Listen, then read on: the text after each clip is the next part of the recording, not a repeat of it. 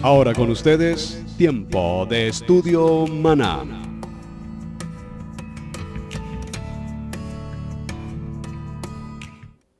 Bien, mis amados hermanos, bienvenidos a este tiempo especial de estudio bíblico devocional.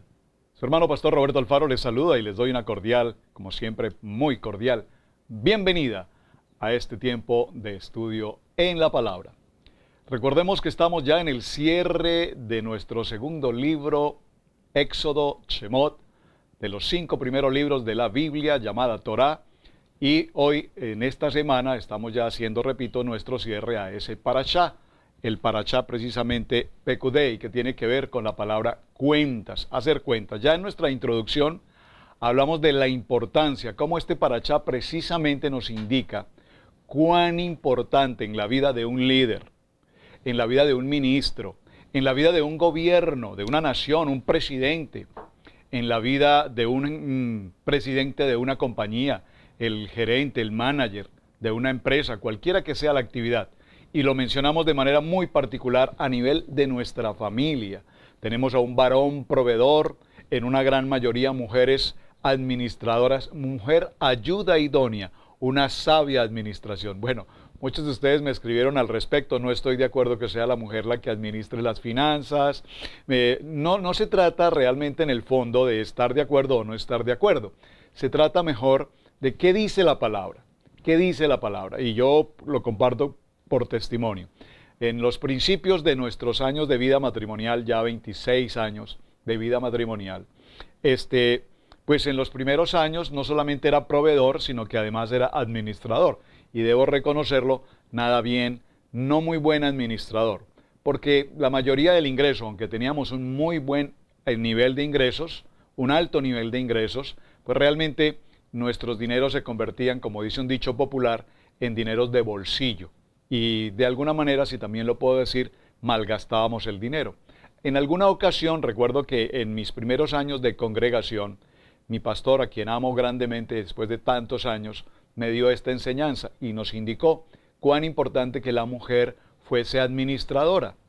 Parece ser que el concepto cultural o el concepto machista de muchos países no admite o no permite esto, incluso desde el punto de vista por tradición, por cultura, por familias, por generaciones.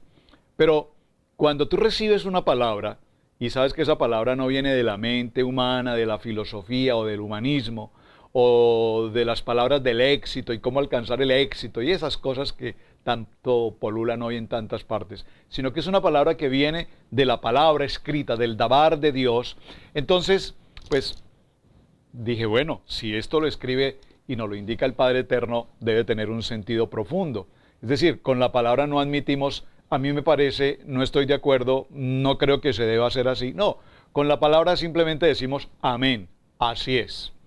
De tal manera que opté para que la administración de todo nuestro ingreso, no solamente desde el punto de vista mío, sino aún desde el punto de vista de mi esposa, en aquel tiempo ella también trabajando para una entidad importante, entonces sumamos estos ingresos y veo cómo mi esposa empieza a tomar esa administración. Eso hace muchos años, más de 20 años, y hasta nuestros días. Hoy, en el momento de este tema, precisamente ella ha sido la administradora, no solamente la administradora, ha sido la administradora integral. ¿Qué significa esta palabra integral? Completa, excelente, en el mejor sentido de la palabra. Es decir, que cada ingreso, cada inversión, cada egreso, cada pago, todo, absolutamente todo presentado contablemente, administrativamente, delante de nuestro Dios, en nuestro presupuesto familiar, ha sido la bendición más grande por la cual hemos visto la mano de Dios siempre, siempre, siempre obrando a nuestro favor en bendición.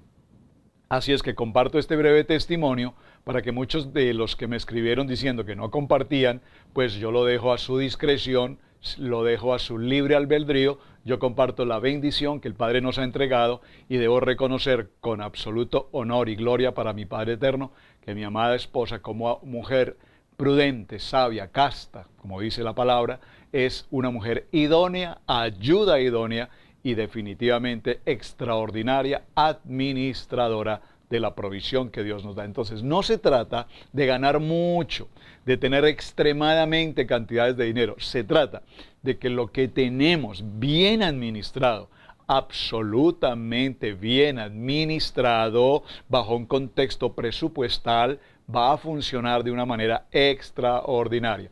Debo reconocer que los varones en ese sentido, quienes trabajamos en esta línea, o vivimos en esta línea, evidentemente tenemos que reconocer, yo reconozco que he tenido que menguar en muchas áreas y muchas veces quisiera tener esto, o muchas veces quisiera tener otro, o muchas veces quisiera adquirir esto, y cuando tengo que consultarlo con mi manager, con mi esposa, con mi ayuda idónea, la respuesta es no, no hay presupuesto.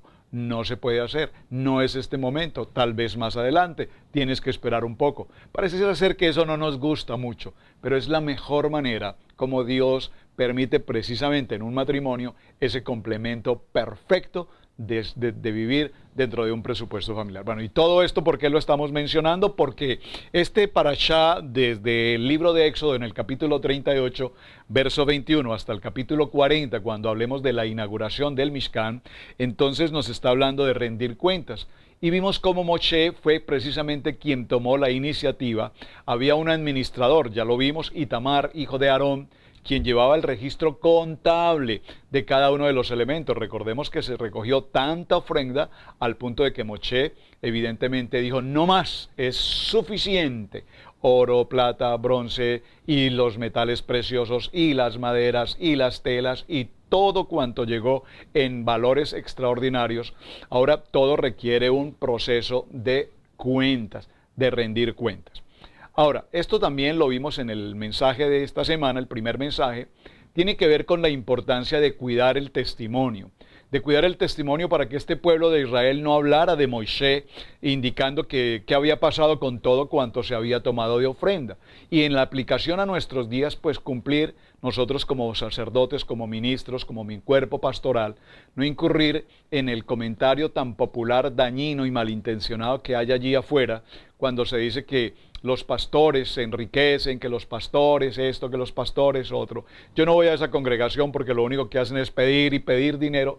Por favor, cuando una persona tiene una excusa frente a la palabra de Dios, cualquier excusa pareciera ser válida. Pero cuando usted, hermano, se congrega, cuando usted está atento a la palabra, cuando usted recibe la palabra, cuando usted ama la palabra, cuando usted vive la palabra, cuando usted estudia la palabra y entiende por la revelación de la misma, de la palabra, cuándo y en qué momento y de qué manera nosotros presentamos ofrendas o presentamos un diezmo o presentamos una primicia. Por favor, cuando nosotros entendemos cómo servir en el propósito de un ministerio, entonces en su corazón hay tan absoluta claridad que no tiene ninguna excusa ni razón para ni siquiera escuchar que alguien diga es que les quitan o es que les roban. No, absolutamente no. Porque estamos ceñidos, repito, a nuestro manual de vida, la palabra. Creemos en Dios, creemos a Dios. ¿En qué creemos? ¿Creemos en Dios o le creemos a Dios? Es muy importante. Y aquí está nuestro manual de vida. Ahora, seguimos a nuestro tema. Y vemos cómo en este Parashá 23, comparando la palabra en el Torá y en el Brit Hadash, en el Nuevo Testamento, acompáñenme un momento al libro de Juan. Vamos al Evangelio de Juan y estaremos en el capítulo 2 del libro de Juan, Evangelio de Juan, capítulo 2, y veamos el verso 13. Dice esta palabra: la Pascua de los judíos, la celebración de Pesá, estaba cerca. Y Yeshua subió a Jerusalén y encontró en el templo a los que vendían bueyes, ovejas y palomas, y a los que cambiaban dinero allí sentados. Y haciendo un azote de cuerdas, echó a todos fuera del templo con las ovejas y los bueyes, y desparramó las monedas de los cambistas, y volcó las mesas, y dijo a los que vendían palomas: quitad esto de aquí, no hagáis de la casa de mi padre una casa de comercio. Ese tema estamos hablando de el dinero, estamos hablando de rendir cuentas, estamos hablando del Mishkan, estamos hablando aquí, bueno, está tratando el tema del templo, el primer templo movible, el Mishkan, luego pasaremos al templo fijo, y vemos cómo en este texto la ira de Moshe, la acción del Mesías, no fue contra las personas sinceras que querían ofrecer, obviamente, el sacrificio, el corbán, para comprar ese animal que tenían para sacrificarlo. Pues seguro muchos de ellos venían desde distantes lugares, no traían propiamente el animal para ser sacrificado, por lo tanto, lo compraban frente a estos mercaderes, que por supuesto lo que hacían era incrementar los costos, y creo que eso hasta nuestros días es algo muy similar. En lugar de quedarse fuera por respeto al santuario, parece que habían entrado en el área del templo. Estos vendedores ya ni siquiera estaban en la parte externa, sino que poco a poco iban ocupando los lugares sagrados del templo. En lugar de ofrecer sus propios precios, los precios razonables, digamos los precios normales, lo que hacían es que evidentemente los incrementaban y abusaban de una manera, puedo decirlo, inmisericordia, de aquellos ofrendantes que con amor, que con todo cumplimiento de la palabra venían a presentar su ofrenda. No, de tal manera que estos vendedores, estos mercaderes, de ninguna manera buscaban servir al pueblo de una manera amorosa, de una manera especial, sino que lo único que buscaban era, por supuesto, su propio interés. Ahora, en el primer libro de Pedro, acompáñeme por favor, en el primer libro de Pedro, en el capítulo 5, primer libro de Pedro, capítulo 5, versos 1 y 2, dice: por tanto, a los ancianos entre vosotros exhorto yo, anciano como ellos y testigo de los padecimientos del Mesías, y también participante de la gloria que ha de ser revelada. Pastoread el rebaño, dice la palabra, pastoread el rebaño entre vosotros, velad por él, no por obligación, sino voluntariamente, como lo quiere el Padre Eterno, no por avaricia de dinero, sino con sincero deseo. Pastorear un rebaño, ser pastor no es un asunto de dinero, no es un asunto de ingreso económico, no es un asunto de enriquecimiento. Por eso cuando tantas gentes dicen, wow, es que como pastor ahora se enriqueció, por favor, si el pastorado, tenemos que tener la claridad que el pastorado tiene que ver evidentemente con el llamamiento, con el despojarnos del pensamiento del hombre para poder entender el propósito de Dios y ser usados para lo que la palabra indica, para pastorear ese rebaño, de una manera totalmente voluntaria. Un pastorado no puede ser impuesto. De hecho, tenemos el ejemplo del pastorado de herencia. Usted sabe, pastores que han sido pastores por 30, 40, 50 años, han logrado levantar obras extraordinariamente importantes, y cuando ya el pastor en una edad bastante avanzada no puede continuar ejerciendo su pastorado, porque obviamente el pastorado no tiene, como en muchas empresas, 20 años de servicio, 30 años de servicio y me pensiono. El pastorado no, el pastorado es totalmente hasta que Dios lo llame a su presencia. Pero hemos hecho también del pastorado herencia, es decir, que ya en el momento en que el pastor principal se retira, inmediatamente lo hereda su hijo como herencia. Pero ¿qué pasa cuando el hijo no tiene ese llamamiento? ¿Qué pasa cuando el hijo no tiene esa voluntad? ¿Qué pasa cuando el hijo no tiene ese propósito establecido en su vida? No podemos imponerle un pastorado solo por conservar un nombre, o por conservar un nombre familiar, o por conservar un ingreso económico. El pastorado, y lo digo con todo amor y respeto, tengo mis hijos, la congregación conoce a mis 3 hijos, y de los 3 hijos, en el tiempo que llevamos formándolos y estableciéndolos, ha sido nuestro propósito como pastores establecerlos y fundamentarlos en el ministerio, en el pastorado, al cual ellos han acogido, el cual ellos han recibido, y de hecho hoy nuestro segundo hijo, Joan Sebastián, pastorea en una congregación americana, y nuestro hijo Camilo Esteban, sin lugar a dudas, su llamado pastoral es extraordinario, y pastorea y ministra en nuestra propia congregación. No sé si Dios lo tendrá para ser el siguiente pastor de esta congregación, no sé si el Padre Eterno lo llevará a pastorear a otro lugar, no lo sé, pero lo que sí sé es que en su corazón hay voluntad de llamamiento pastoral. Y no es voluntad de enriquecimiento, no es voluntad empresarial, es una voluntad de tener o acompañar o servir a ese rebaño. Es cierto entonces, mis amados hermanos, y tenemos que tener claridad al respecto, que todo aquel que ministra, que predica, que pastorea, pues obviamente debe, dice la palabra, recibir beneficio, debe ser honrado en su necesidad, en su provisión.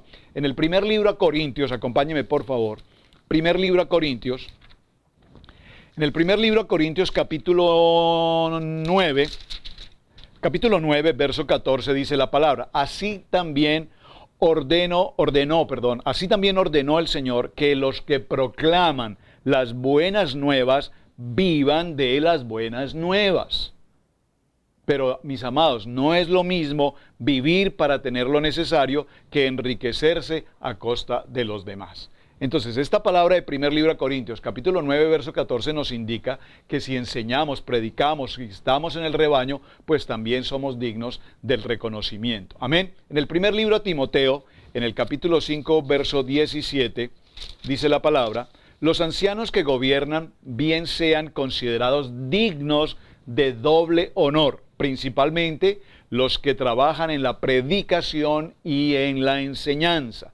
Esta expresión doble honor aquí se refiere al honor de ser un líder y el honor de ser un anciano, como también lo habla el libro de Hebreos en el capítulo 5, verso 4. De tal manera que si una comunidad, atención mis hermanos, si una comunidad, si una congregación, si una quejilá, si un grupo de creyentes honran, valoran a su líder, pues entonces ellos estarán pendientes de las necesidades de su líder. No se trata aquí de enriquecerlo, se trata de que su líder debe tener una compensación, debe tener ciertos puedo decir comodidades, cierta estabilidad. Y yo recuerdo, mis amados hermanos, aún al principio de nuestro pastoreado, yo particularmente realizaba el servicio del pastorado, pero también tenía un servicio de trabajo secular. Y hacer esas dos actividades juntas pareciera ser para muchos muy normal.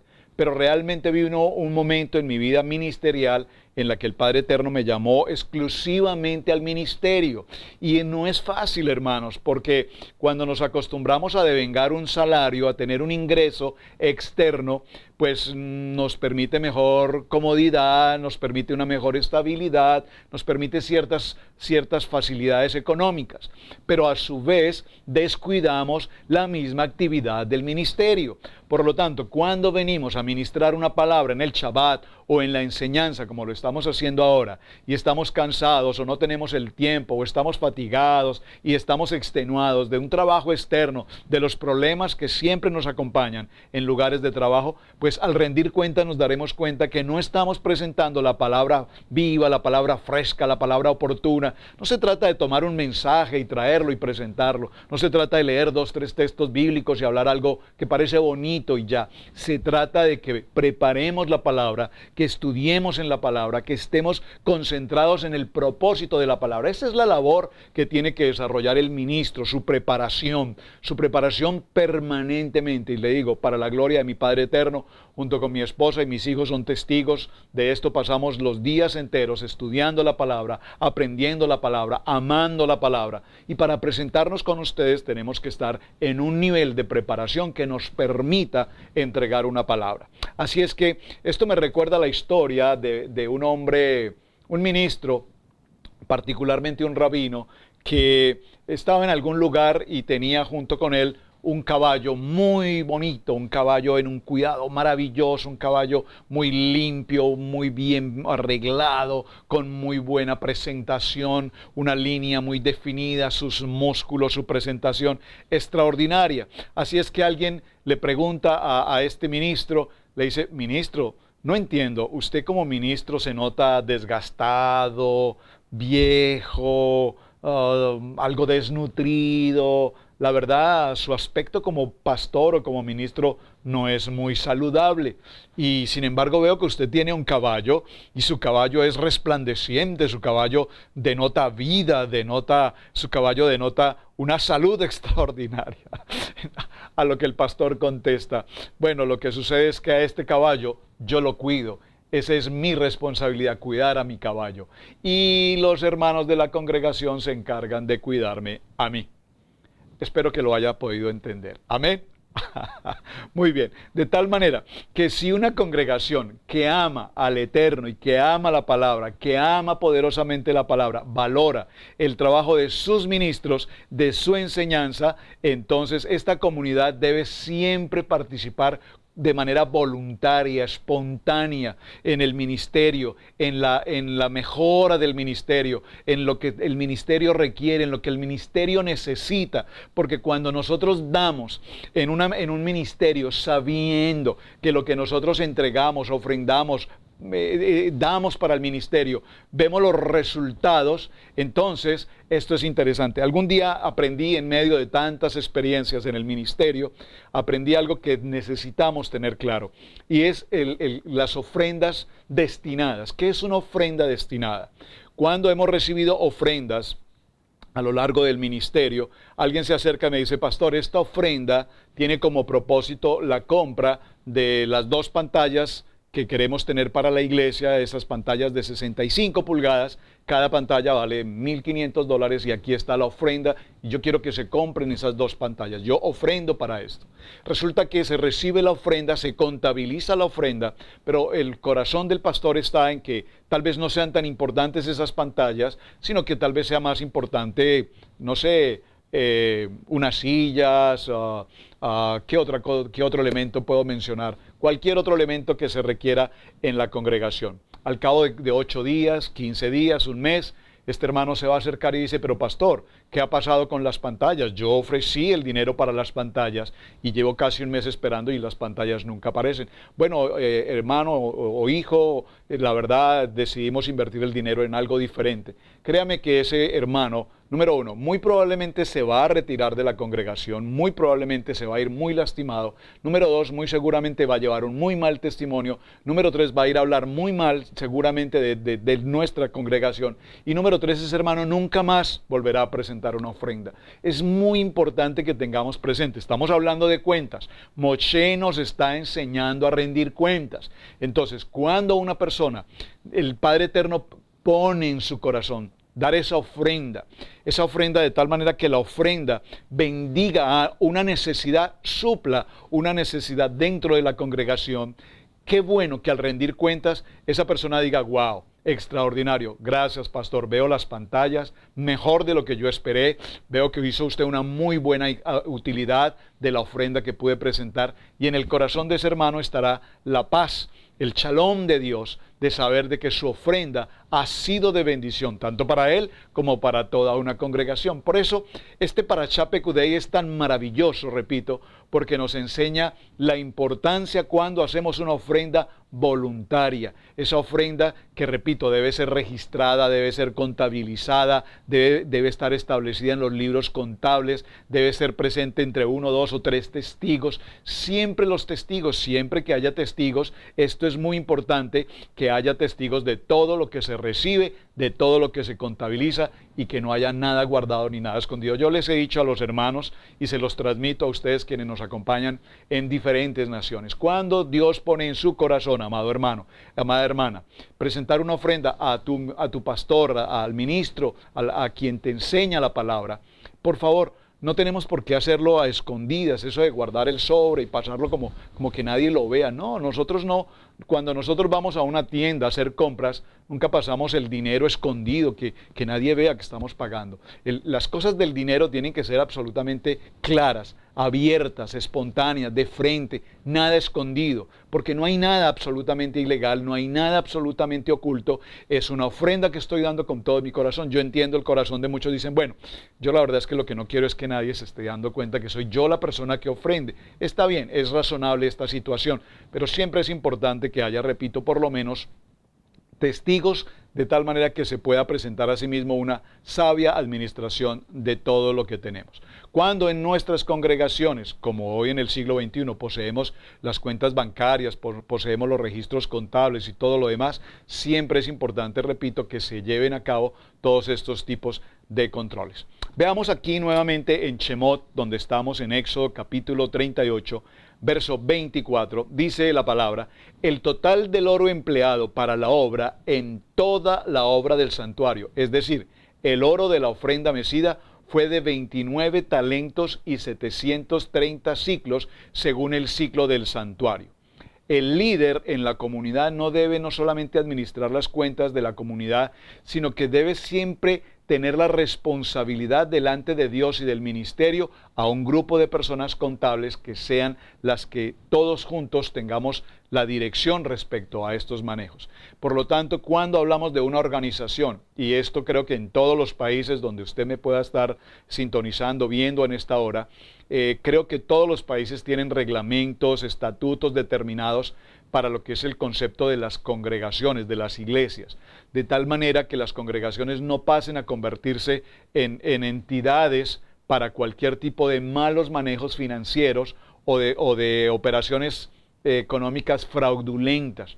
Por lo tanto, aquí en este país, en los Estados Unidos, donde nos encontramos, si hay algo que evidentemente se puede tener honra, respeto, es a la entidad encargada del manejo de todos estos asuntos de carácter económico, como es el IRS, las oficinas de impuestos en otros países, porque si hay algo a lo que realmente se le debe tener absoluto respeto, más que, como decía alguien, más que el FBI y la CIA, a la oficina de impuestos, de tal manera que las congregaciones en este país son organizaciones extremadamente custodiadas, vigiladas, de tal manera que no puedan haber este tipo de circunstancias, de cosas que lastimosamente, repito, se suceden de alguna manera. Capítulo 38, versos 25 y 26 dice: y la plata de los que fueron contados de la congregación fue 100 talentos y 1,775 ciclos, según el ciclo del santuario.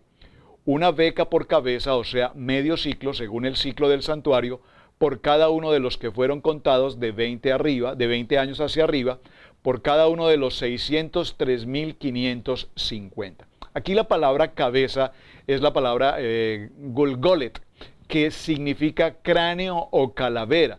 De allí es de donde viene la palabra Gólgota, que usted recordará cuando hablamos del Gólgota. Es el lugar donde, recordemos, también se dio el tiempo de la crucifixión, el tiempo de la muerte de nuestro Mesías. Galgolet, que significa cabeza, cráneo, calavera. De allí, repito, la palabra Gólgota. En el libro de Mateo, acompáñeme por favor, en el Evangelio de Mateo, en el capítulo 27, verso 33, dice la palabra: cuando llegaron a un lugar llamado Gólgota, que significa lugar de la calavera. Aquí habla de que hay una beca contada con el lugar de la muerte del Mesías. La beca es el precio del rescate por cada uno de los hijos de Israel que fueron contados. La palabra beca viene de la palabra raíz vaca, con K, letra K, que significa rajar, romper, cortar, invadir, incubar. En este texto nosotros vemos, acompáñenme por un momento, al libro de Génesis, Bereshit, capítulo 24, verso 22, dice en este texto, vemos que hay varias palabras que hablan de la muerte del Mesías en el Gólgota como base para la redención de los hijos de Israel. Hay solo 2 lugares en toda la Escritura donde aparece esta palabra beca. Veamos, la Génesis capítulo 24, verso 22, dice la palabra: y cuando los camellos acabaron de beber, le dio el hombre un pendiente de oro que pesaba medio ciclo y 2 brazaletes que pesaban 10 ciclos. Importantísimo. El ciclo pesa 17 gramos y podríamos entonces llegar a la siguiente conclusión. Oro, 29 talentos y 730 ciclos. Esto es igual a 87,300 ciclos. 87,730 ciclos por 17 gramos nos da un valor de 1,491 kilogramos. ¿Esto por qué lo estoy mencionando? Porque la palabra nos enseña precisamente el presentar cuentas. La plata, que es el material más pesado que se utilizó realmente en el tabernáculo, la plata representa, ¿qué representa? Recordemos, el oro la divinidad y la plata la redención. la redención, la misericordia. Y es interesante, mis amados hermanos, rescatar en esta historia que el cobre o el bronce tenían menos peso que la plata. El cobre representa el juicio y la justicia. Esto nos enseña que la misericordia del Eterno supera el juicio. En el libro de Romanos, en el libro de Romanos, capítulo 5, verso 20 dice la palabra: y la ley se introdujo para que abundara la transgresión, pero donde el pecado abundó, sobreabundó la gracia. Y en el libro de los Salmos, en el Salmo 103, verso 10, nos dice la palabra: no nos ha tratado según nuestros pecados, ni nos ha pagado conforme a nuestras iniquidades. Hace unos días grabamos un programa para una estación de radio hablando respecto de lo que era la iniquidad, lo que es la transgresión, lo que es rebelión, lo que es pecado y lo que es redención. Ya en los dos parashá anteriores hablamos sobre este tema, porque hasta nuestros días pareciera ser que en muchos de los creyentes no hay claridad en cuanto a qué es iniquidad, qué es transgresión, qué es pecado, qué es rebelión, pero ante todo, qué es redención. Entonces todos hablamos de ser redimidos, pero ser redimidos sin tener claridad en lo anterior, repito, entonces ahí tenemos un serio problema. Por lo tanto, le invito para que busque ese programa. Ahí se encuentra la información. Usted la puede buscar en nuestra página en internet. Allí está, lo puede ver con detenimiento. Muy bien. En el libro de Tito, acompáñeme un momento al libro de Tito. Libro de Tito, perdóneme por favor, llegamos a Tito. Aquí estamos.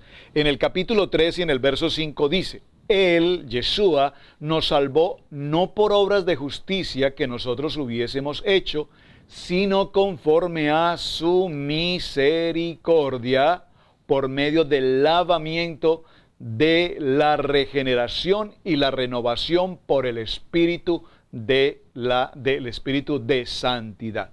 Entonces, vemos cómo estos dos materiales, tanto la plata y el cobre, son fundamento en la construcción del Mishkan, del tabernáculo, que a propósito mañana, en el siguiente tema, quiero que hablemos de algunas palabras que tienen que ver con tabernáculo, Mishkan, santuario, templo, y vamos a definir esos conceptos de estas palabras. Entonces vemos, en la tienda de reunión hay 100 basas de plata que hablan de la misericordia del Eterno.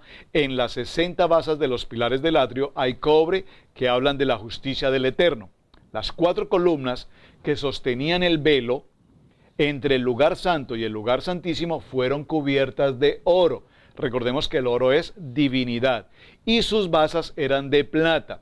Las 5 columnas que estaban en la entrada del tabernáculo, que sujetaban la pantalla que dividía entre el atrio y el lugar santo, estaban cubiertas de oro y sus basas eran cubiertas de oro. Así es que el fundamento del atrio era de cobre y el fundamento del lugar santo era de cobre y plata y el fundamento del lugar santísimo era de plata.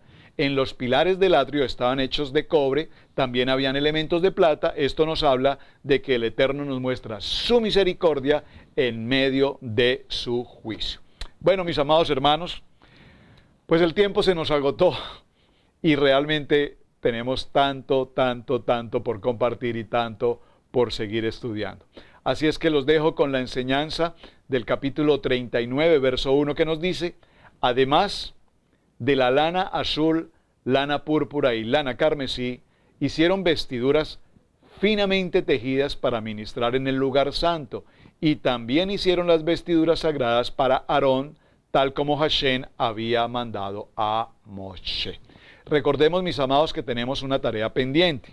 La tarea pendiente es que revisemos lo que conocemos como los 13 principios de fe, y eso lo veremos en nuestro último mensaje de esta semana, cerrando nuestro libro de Shemot. En el capítulo 40 cerramos y veremos la inauguración del Mishkan. Mis amados hermanos, su hermano Pastor Roberto Alfaro les saluda. Muchísimas gracias por acompañarnos. Gracias por suscribirse con nosotros en el canal y por supuesto gracias también por compartir este mensaje. Shalom para todos. Muy buen día, bendiciones.